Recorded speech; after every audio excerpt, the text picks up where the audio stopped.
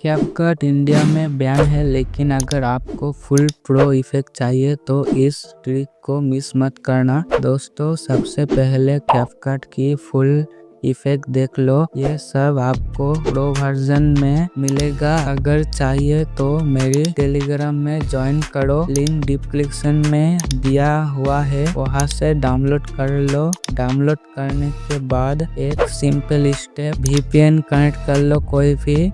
उसके बाद CapCut open करो, उसके सेटिंग पे क्लिक करो, डिफॉल्ट एडिटिंग ऑफ करो, बिजनेस क्रिएटर मोड ऑन करो। बस अब आपका कैपकट प्रो आपके फोन में रेडी है। एंजॉय करो और नेक्स्ट वीडियो में मिलते हैं। बाय।